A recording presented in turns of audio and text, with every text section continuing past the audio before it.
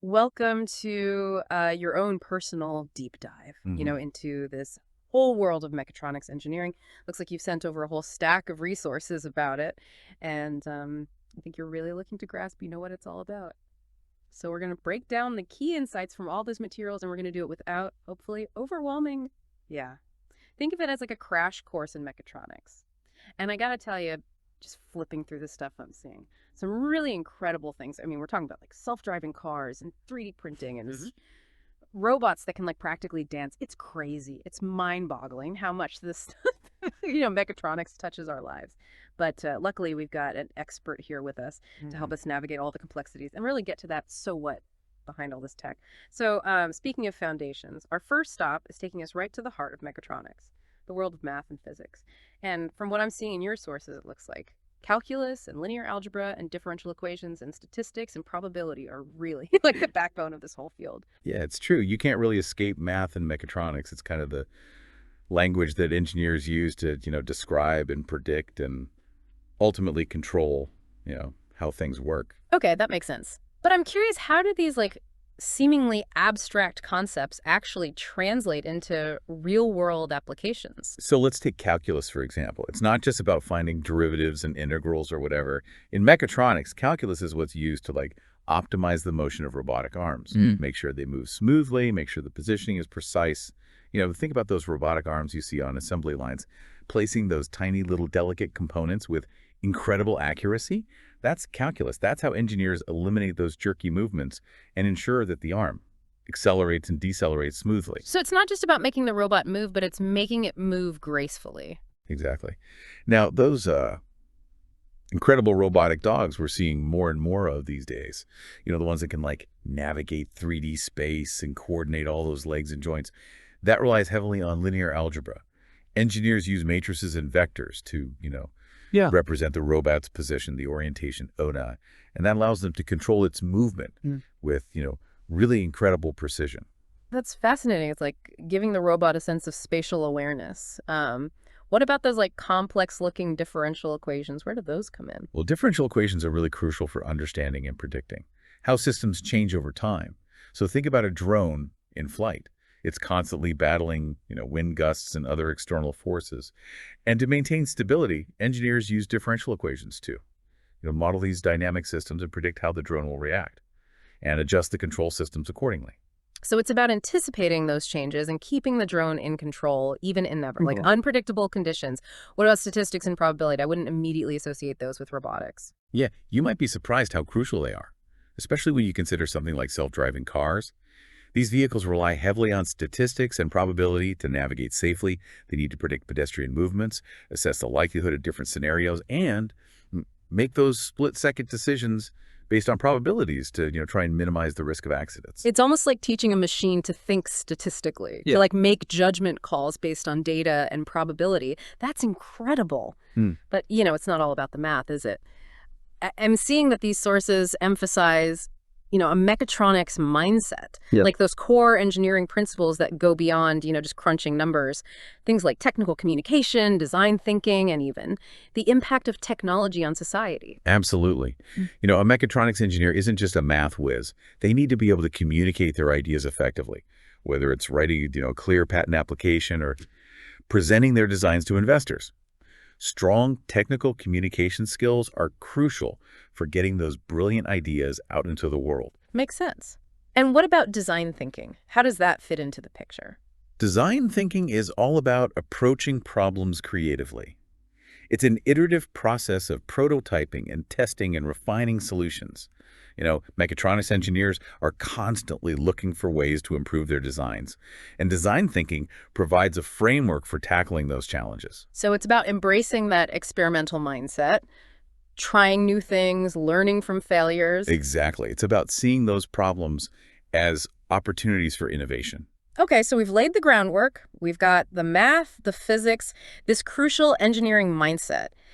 But now it's time to get into the mech in mechatronics, right? These sources seem to delve into mechanical and structural analysis next.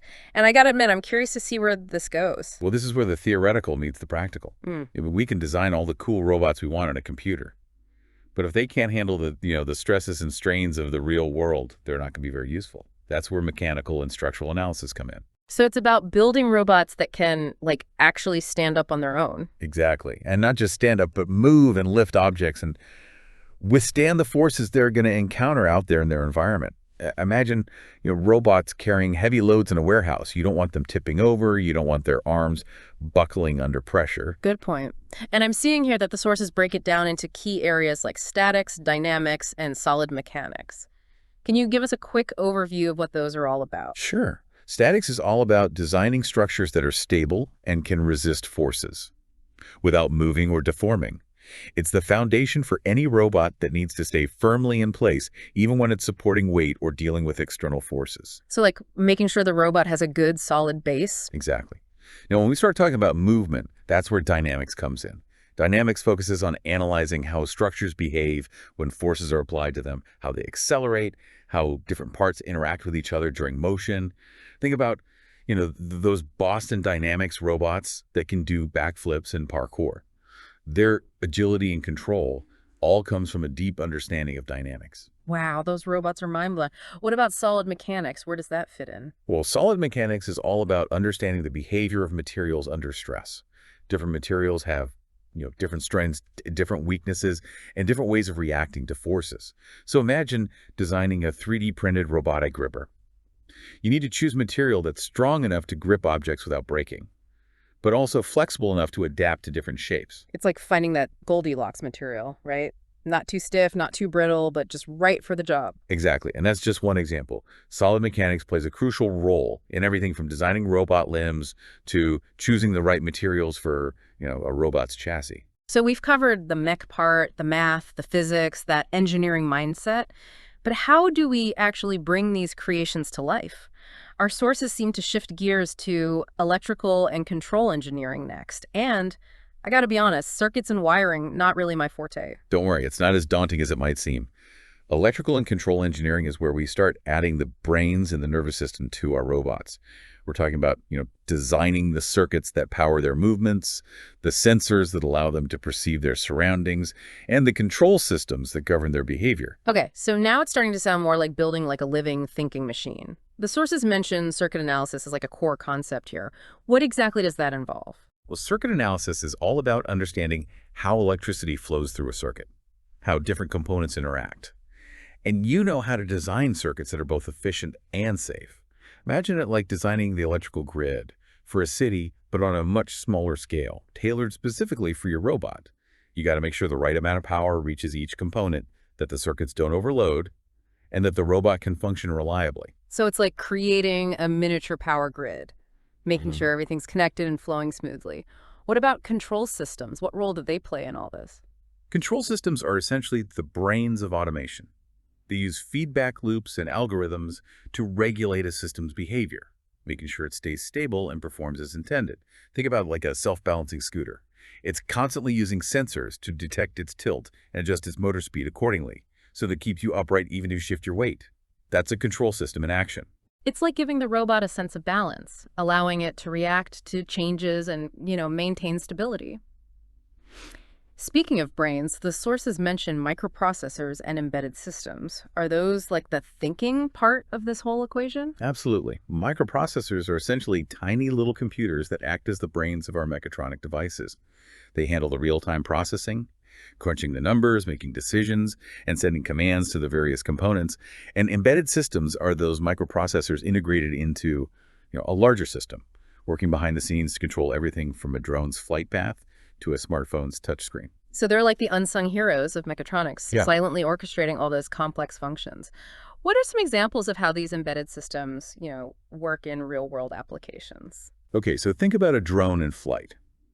Its embedded system is constantly processing data from its sensors, things like altitude, orientation, wind speed, and making these lightning-fast adjustments to its motor speeds to maintain stability in the air.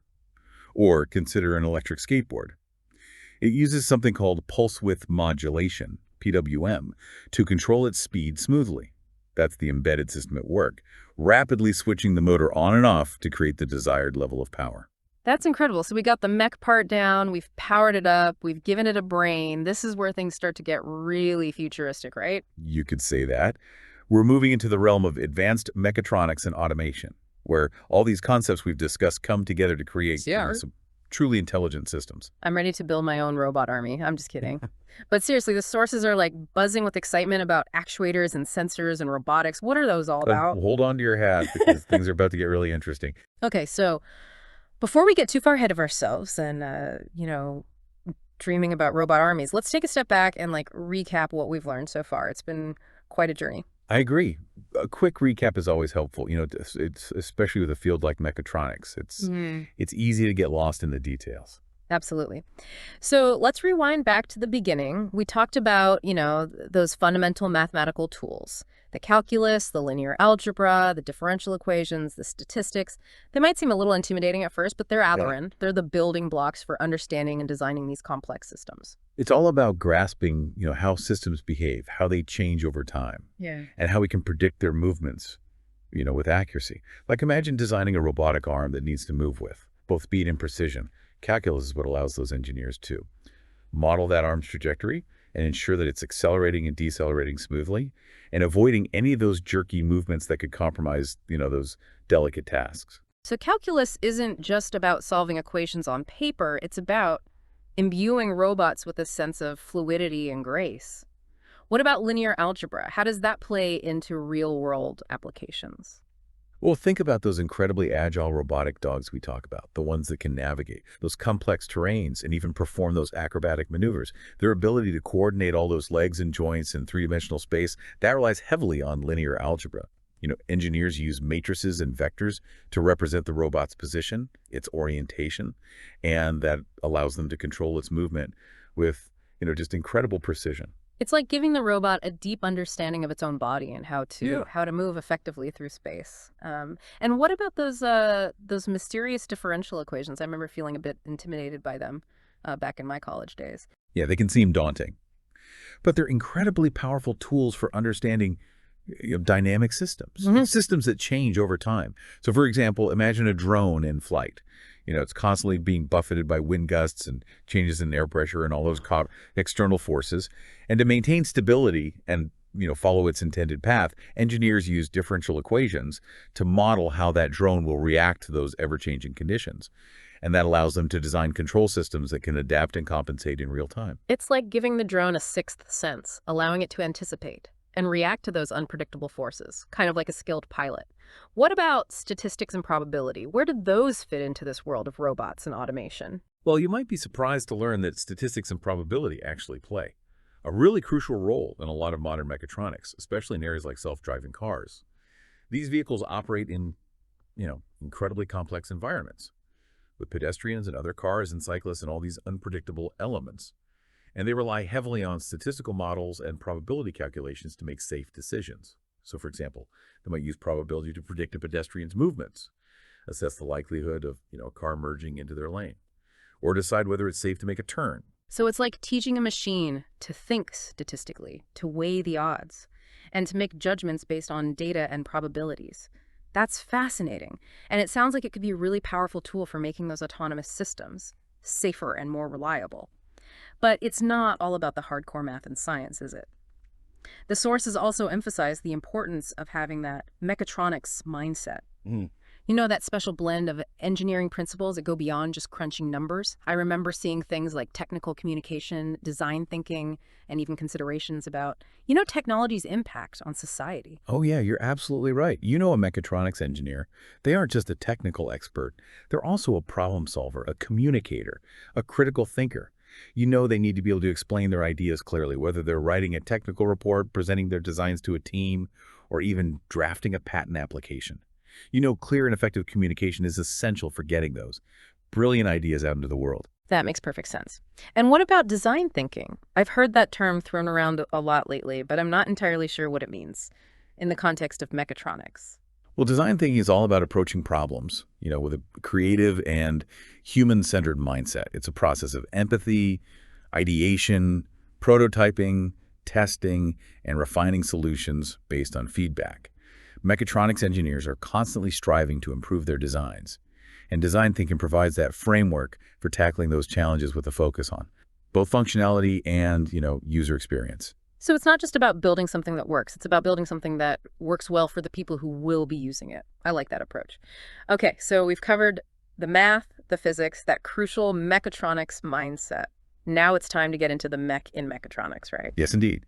We can design all the amazing robots we want in the digital world, but eventually those designs need to exist in the physical world, and that's where mechanical and structural analysis come in. It's about building robots that can not only move, but can also withstand the stresses and strains of the real world, right? Exactly. We need to ensure that our creations are strong and stable, and that they can handle the loads and forces they're going to encounter out there in their environment. Yeah. So think about, those robots working in a warehouse, lifting heavy boxes or navigating obstacle courses. You don't want them tipping over or their arms buckling or their joints failing under pressure. Yeah, I can definitely see why that would be a problem. I'm seeing here that the sources break this area down into key concepts like statics, dynamics, and solid mechanics. Can you give us like a brief overview of what those are all about? Of course. So statics is the study of forces and their effects on stationary structures. It's all about designing structures that are stable, balanced, and can resist forces without moving or deforming. Think about a bridge or a building. They need to be able to withstand, the weight of traffic or occupants without collapsing. And the same principles apply to robots. They need a strong and stable base to operate from. So it's about making sure those robots have a solid foundation, literally. What about dynamics? How is that different from statics? Dynamics is all about motion. It's the study of how forces affect objects in motion, how they accelerate, and how different parts of a system interact with each other during movement. So think about, those Boston Dynamics robots that can do backflips and parkour. That incredible agility and control, that comes from a deep understanding of dynamics. Yeah, I'm starting to understand why those videos go viral. The movements are so fluid and lifelike. And what about solid mechanics? Where does that fit in? Solid mechanics is all about, the behavior of materials under stress. Yeah, different materials have different strengths, different weaknesses, different ways of reacting to forces. So imagine you're designing a robotic arm that needs to be both strong and lightweight. You'd need to choose a material that can withstand the stresses of lifting and moving objects without being so heavy that it burdens, the robot's motors. Or think about those 3D printed robotic grippers we discussed earlier. The engineers who designed them had to carefully consider the properties of that printing material to ensure that it was, strong enough to grip objects without breaking, but also flexible enough to adapt to different shapes. It's like finding that perfect Goldilocks material, not too stiff, not too brittle, but just right for the job. So we've covered the mech part, we've wired it up, we've given it a brain. This is where things start to get really futuristic, right? You could say that. Yeah. We're moving into the realm of, advanced mechatronics and automation, where all these concepts we've discussed come together to create, truly intelligent systems. Yeah, can't wait to hear more. What exactly do the sources say about actuators and sensors and robotics? So let's unpack these terms a little bit. What exactly are actuators and how do they work? Actuators, they're like the muscles of a robot, the components that convert, that electrical energy into physical motion. So they're what allow robots to move their limbs, grip objects, interact with the world. Okay, that makes sense. So if the microprocessor is like the brain sending out commands, the actuators are the ones carrying out those commands, actually making the robot do something. Exactly. And there are all sorts of different types of actuators, each suited for different tasks. You've got electric motors, which are great for providing rotational motion, like spinning wheels or rotating joints. And then you've got hydraulic and pneumatic actuators, which use fluids or compressed air to generate really powerful linear motion, like extending a robotic arm or clamping down on an object. It's amazing to think about all the different ways we can generate and control motion in robots. What about sensors? What role do they play? Sensors are like a robot's eyes and ears and sense of touch. They provide the robot with information about its environment, allowing it to perceive the world around it. So you've got sensors that can detect light and sound and temperature and pressure and proximity, all sorts of physical phenomena. So sensors are constantly gathering data, feeding it back to the microprocessor, which then uses that data to make decisions and send commands to those actuators. It's like a continuous feedback loop, right? Precisely. Think about a self-driving car. It's using cameras to see the road, LiDAR sensors to create like a 3D map of its surroundings, radar to detect the speed and distance of other vehicles, GPS to figure out its location. All of that sensor data is constantly being processed by the car's computer system, and then uses that information to control, the steering and the acceleration and the braking, keeping the car on the road. avoiding obstacles. It's incredible how much sensory information these systems are processing in real time. It really highlights, the importance of choosing the right sensors for the job. Absolutely. The choice of sensors really depends heavily on the application. For example, a robot that's designed to work in a factory that might need sensors that are, super accurate and reliable, even in harsh environments. But a robot designed to interact with humans might need sensors that are more sensitive, more responsive, able to detect those subtle changes in touch or movement. Fascinating to consider all the nuances involved in, designing these intelligent systems. Now, I can't let you go without talking about robotics in more detail. It seems like that's where all these elements we've been discussing, the math, the mechanics, the electronics, the sensors, they all come together. Yeah, robotics is really the culmination of all these disciplines. It's the field that focuses on designing, building, and controlling robots. These machines that can perform tasks autonomously or semi-autonomously. And it seems like robotics is becoming more and more prevalent in our lives, right? I mean, Yeah. from those warehouse robots that we keep talking about to surgical robots assisting doctors to even robots exploring, other planets. That's right. Robotics is a rapidly evolving field, and the applications are expanding all the time. And as robots become more sophisticated, they're able to take on, more and more complex tasks, often working alongside humans to increase efficiency and improve safety and even, push the boundaries of what's possible. It's an exciting time to be involved in this field, that's for sure. But it's not just about designing robots in a lab, right? Our sources also highlight the importance of, manufacturing and automation, bringing those robotic creations out into the real world. Absolutely. A brilliant robot design is only as good as, its ability to be manufactured and deployed effectively. That's where fields like manufacturing engineering and industrial automation come in. I remember seeing a lot about CAD, computer-aided design, in the sources. Can you explain what that is and why it's so important? CAD software, it's basically like a digital drafting board. It allows engineers to create these detailed 3D models of their designs. And it's an essential tool for, visualizing and analyzing and refining those designs before any physical manufacturing takes place. So it's like building a virtual prototype, allowing engineers to spot those potential issues, test different configurations, and make sure everything fits together perfectly before they start, you know, cutting metal or 3D printing parts. Exactly. CAD software has revolutionized the design process, making it much faster, more efficient, less prone to errors. And then once that design is finalized, those digital blueprints can be fed directly into computer-controlled manufacturing systems, automating the production process. That's where the industrial automation comes in, right? Those robotic arms on assembly lines, welding, painting, assembling parts with incredible precision. Precisely. Industrial automation is all about using robots and computer systems to control and optimize that manufacturing process. And it's not about replacing human workers. It's about augmenting their capabilities, allowing them to focus on more complex tasks while the robots handle those, repetitive or dangerous jobs. It's all about working smarter, not harder. And of course, we can't forget about quality control, making sure that every robot that rolls off that assembly line meets those high standards of precision and reliability. Quality control is crucial in any manufacturing process, but it's especially important in mechatronics, where even a small defect can have major consequences. So we're talking about using statistical analysis, sensor data, even AI-powered vision systems to detect flaws, ensure consistency, and make sure every robot that ships out is ready to perform its job flawlessly. It's amazing to see how all these pieces fit together, from those initial mathematical concepts to the design process, the manufacturing, the automation, the quality control. It's a truly interdisciplinary field. It is, and that's what makes it so exciting. Mechatronics is constantly evolving, drawing from different disciplines, pushing the boundaries of what's possible. And as we move further into the 21st century, I think we can expect to see even more incredible innovations coming out of this field. I completely agree. So as we wrap up this deep dive into the world of mechatronics, what stands out to you the most? What are you most excited about?